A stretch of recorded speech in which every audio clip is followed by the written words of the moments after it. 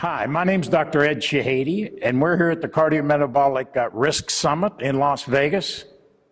And I'm joined by Dr. Lou Koritsky, a well-known speaker at this meeting. He's given a couple talks here. He's from Gainesville, Florida. He's on the faculty at the University of Florida there, Department of Family Medicine. I've known Lou for quite some time. He's a good friend and always learn a lot from listening to him, especially his jokes. I learn more from his jokes. But anyways, Lou just finished the talk talking about the national the guidelines by the ACC and the AHA, also about triglycerides and HDL, which was very helpful. But what I'd like to focus on is your next talk, which is the use of statins, pluses and minuses, and what are some of the issues. So maybe I'll just mention a couple, and you can say something about it. You know, if patients are worried now they're going to get diabetes from statins, how should a clinician advise his patient they're going to start on a statin? Well, I think you're right, Ed. I think patients and clinicians are worried. And I think it's wise, even though statins are really very, very safe products, because they're being applied to such a diverse audience, right, we're bound to see some consequences. I think the error that's made in concern about diabetes is that it's magnified beyond what it should be. Right. The information is consistent, right, in large clinical trials and in meta-analysis. Mm-hmm. The relative risk of getting diabetes if you start a statin is 1.09, so a 9% increase compared to people who did not take a statin. But there's a couple limitations to that observation. The first thing is that really the change was in the group of people who didn't get statins, about 4.5% of people per year would go on to get diabetes. Mm-hmm. In the group that did get a statin, about 4.9%. So that 0.5% was actually the relative risk of 9% people are talking about. In addition, the category of persons who ultimately did get diabetes on statins does not appear to just be the everyday guy who's walking down the street. It was almost essentially the group who had prediabetes. So those persons were going to be destined to get diabetes anyhow, because we know that prediabetes progresses to diabetes typically at a rate someplace between 6 and 12% per year, depending upon who you are. So some people would say that what the statin more likely did than cause the diabetes was just unmask the diabetes, and those persons would have been diabetic later anyhow. And then the bottom line is probably important. We do the statin trials because of cardiovascular risk reduction. And the cardiovascular risk reduction was so prominent that even if some people did get diabetes, that was far outweighed by the risk reduction in cardiovascular events. So the word from the experts, and I think common sense when you just weigh the numbers in your hands, would be that even if there is an increased risk of diabetes, it is very, very small and far outweighed by the benefits.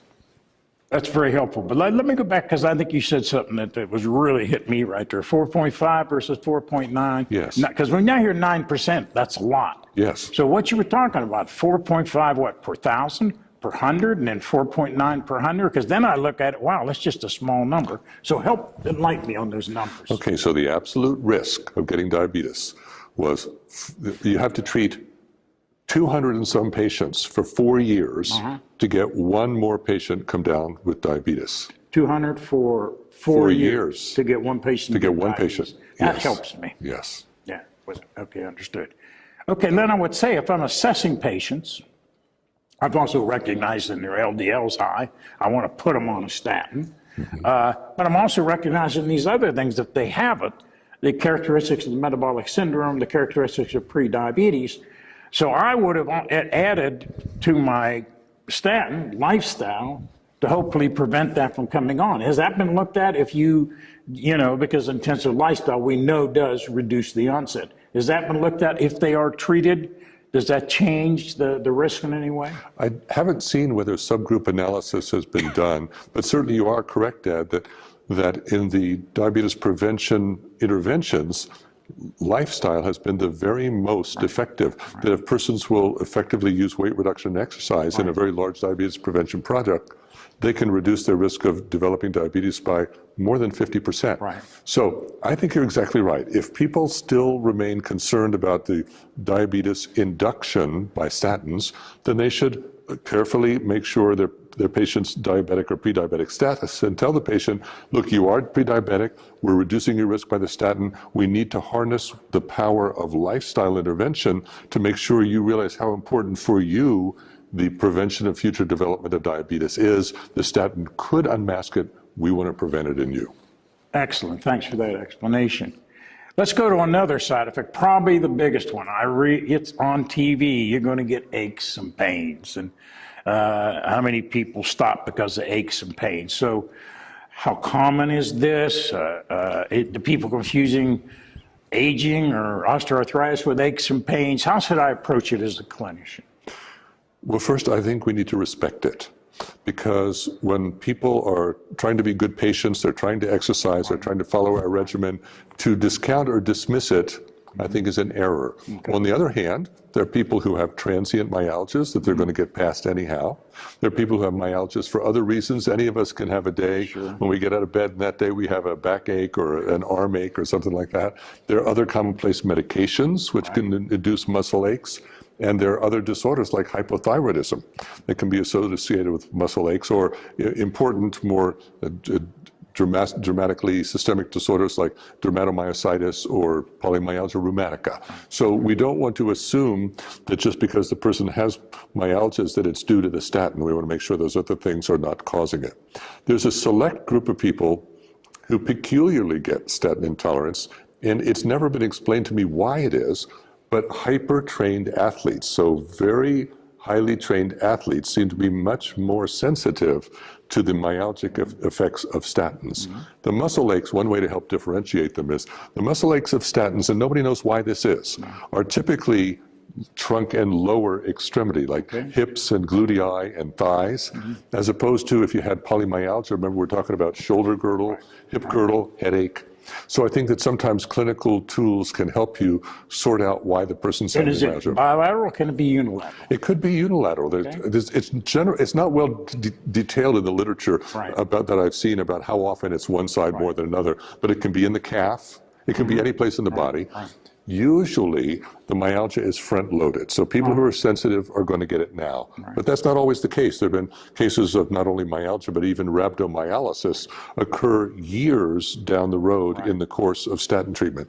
The most probable explanation for this is that rhabdo is usually associated with high-dose statin, and that when a person takes any agent that interacts with the metabolism of their statin, that raises the level, that's when they can get into trouble. So for instance, we know that most of the statins are dominantly metabolized by the 3A4 system. And something as simple as grapefruit juice is a potent and immediate 3A4 inhibitor. So persons who... How much grapefruit juice? Well, the FDA initially made labeling that was not the most helpful. When they first changed the label of simvastatin, they said avoid large quantities. And the literature, even at that time, had shown all it takes is a few ounces. So in trials of as little as 4 ounces of grapefruit juice, it's an immediate and potent inhibitor of 304. So this is not to say that grapefruit juice is bad. We don't want people to engage in non-healthful behaviors. But just if you are taking a statin that is metabolized by 3A4 system, you want your clinician to know if you have a habit of sometimes using 3A4 inhibitors like grapefruit juice. And there's some recent information. Will grapefruit juice always create that, or is it just a chance? No, it's always. It's always. It was discovered. But it's only 4 ounces? I heard a quart. Yeah, well, that was the first description. Okay. The way it was discovered is that there was a clinical trial of the antihypertensive agent falodipine, and what they wanted to do was blind the population, but falodipine is very bitter. So in order to make sure that they couldn't tell whether they're getting, they had them take it in grapefruit juice.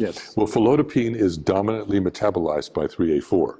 So they found that the falodipine dose was greatly magnified because it wasn't being metabolized away, the 3A4 pathogen, by simply taking it with a few ounces of grapefruit juice. Excellent.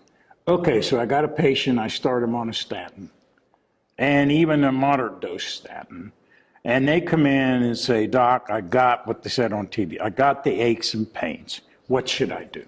Okay, well, remember we said step number 1 was to respect the patient, that we validate their symptom and say, many patients find this problematic. The medicine is important for your health, so we want to see if we can find a way around making this medicine more tolerable for you. Okay. There's a variety of things that could be done. For some people, assuming that it's not a secondary disorder like hypothyroidism that we said, if it is indeed the statin, you can try another statin. You can try a lower dose of the statin. Immediately or wait a while? Well, it depends on how long and how bothersome the statin is to them. For some people, the muscle aches are a nuisance. For other people, they are deal breakers. Yeah. I've heard stories of housewives who said that once they started on a statin, they couldn't unscrew the lid on a jar. Yeah. I've heard persons who say, you know, I have an apartment that's on the second story. Now I'm taking the elevator because my muscles feel so weak on the statin, I can't walk up the stairs anymore. So for those persons, the myopathy, whatever's going on, is enough to be a deal breaker. We want to help them right now. For persons who have more modest symptoms, we can say to them, sometimes the myalgia goes away all on its own. We should certainly at least consider a drug holiday, because if we don't stop the drug, we don't know if it was the drug. So if we stop the statin and the myalgias didn't go away, then we know it wasn't the statin. And the typical time course that's been described in the literature is upon cessation of a statin, symptoms should recede within 2 weeks' time. And also in statin trials, although some people can tell essentially immediately after the statin, the average amount of time it takes to develop full-scale symptoms is about 2 weeks again. So you could do that therapeutic trial, just like if a person told you I had any side effect when I take this drug, it makes my ears itch, and you want to make sure it's the drug, well, then you got to stop the drug. Then do I re-challenge them to make sure it is? I would, because the toxic effect they're experiencing is usually not a dramatic one, it's more of a nuisance one. There has been some recommendation that you consider altered regimens to say, okay, you could give rosuvastatin, for instance, once a week has been tried. The difficulty with that is our enthusiasm for statins is based upon clinical trials. There are no clinical trials of outcomes with any of the other regimens. So as you sit across the table from that person and you're saying, here's what we could do to get rid of your myalgias, I think we also have to acknowledge we don't know whether this altered regimen every other day, once a week, is really going to help or not. And that's the limitation. That's why I think it's wiser to see if you can either find another statin that they could use, or is there something in their lifestyle that's a 3A4 inhibitor, or for some of the others, for instance, other pathways of the P450 system, that they're somehow engaging that could be magnifying the dose that they're taking. And sometimes you just have to accept we'd rather have a lower dose and have some benefit than no dose at all and have none of the benefits of statin. Okay, and if they could take rosuvastatin twice a week and I can't get anything else in, it's probably better than that. There's no evidence it's going to give me any event lowering, but at least maybe I can get the LDL a little bit lower. That's right. And every trial that's engaged a statin and shown lower LDL has shown benefit from low all the way through very high dose. So we believe that LDL lowering through statins is going to be universally a beneficial thing. And the risk reduction appears to be dose dependent. So I think you're right that we would expect that even an altered dose, if it's going to lower the LDL, should reap benefits. Okay. Let's go back to you're going to evaluate him. You mentioned one thing, I guess I should make sure I know what their thyroid status is, if they're having aches and pains. Yes. So and if they're hypothyroid, I can treat the hypothyroid and then restart the statin? Well, yes, and the other beauty of treating the hypothyroidism is LDL levels go up in hypothyroidism, and they promptly respond when the euthyroid state is attained. Now, one caution about hypothyroidism to clinicians: when we see normal, sometimes people say normal is normal. And when you look at the TSH on your laboratory form, it's going to say normal goes from perhaps 0.5 to 4.5. That's a fairly traditional range. But the National Laboratory Standardization Organization, and some of the thyroid organizations have actually recognized that that range is probably a little too wide. That if you look at the population data that includes young, healthy women, many of them have anti-thyroid antibodies, and their TSH is in a higher range, like 3 to 4.5. But if you take out those people, that the really normal TSH is only between about 0.5 and 2. And we've also experienced that in people who have treated hyperthyroidism. So they'll either have radioiodine or extirpation of the gland, and then we'll give them thyroid replacement, and they come back and they say, well, I still don't feel the right amount of energy. And then you say, well, you must be euthyroid because your lab says, well, that lab might be a TSH of 3.5 or 4.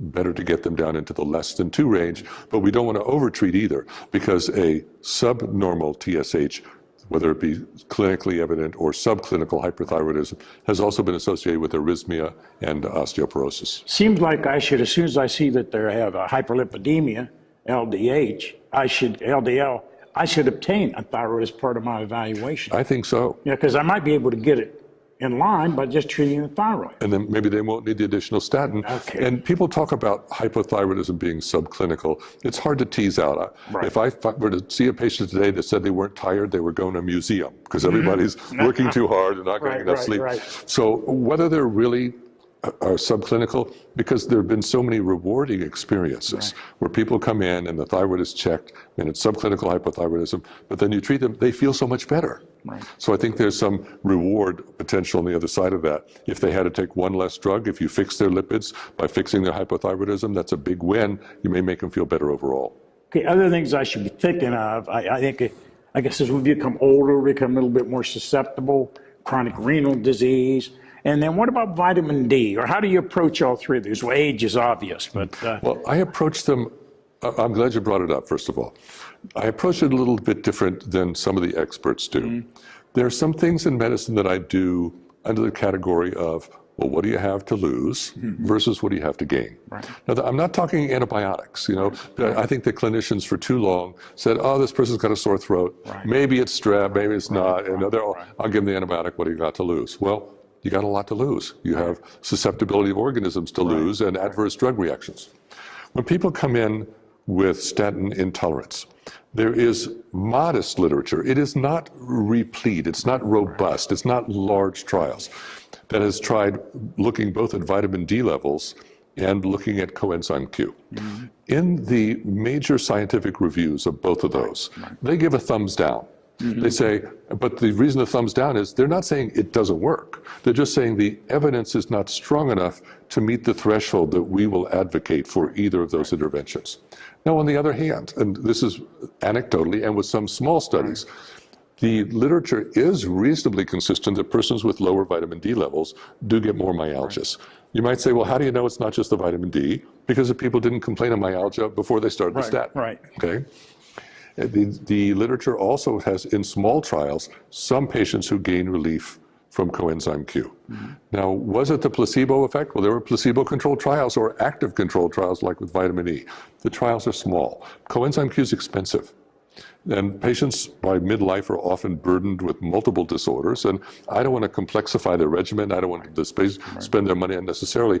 But if it helps keep them on the statin, then I think it's worth a try. But I don't think people should go through months-long trials of vitamin D. Vitamin D levels respond very promptly to restitution with easily administered doses of like 50,000 units per week administered for persons with low levels.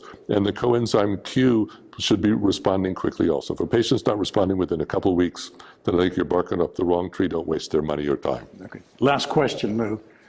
How common is this? I know if you look at studies, they say it's only present 3 or 4% of time. But the usage study by the National Lipid, it said it can be there 20% of the time. So how common do you think it is? Well, the commonality, I think, depends on how carefully you look.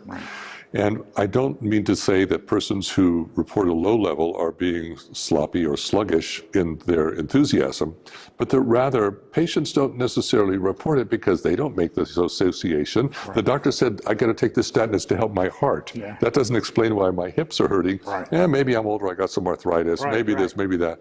So when patients are queried about the frequency of, do you have muscle aches, weakness that are not typical for you, I think the number really does more approach that 15 to 20% range. So I think that the reason I'm glad that you brought that up is for something that's very rare, I don't think it's worth bothering a patient. But we don't want a patient, for instance, to stop exercising because they have muscle aches and then find out months down the road that they gave up their program just because nobody talked to them about muscle aches, and we could have a way to possibly address that, get past it with vitamin D or coenzyme Q or switching to another statin or ridding them of a 3A4 inhibitor, and then they'd be happy on the drug. So I think we do need to ask, because sometimes patients are shy to tell us.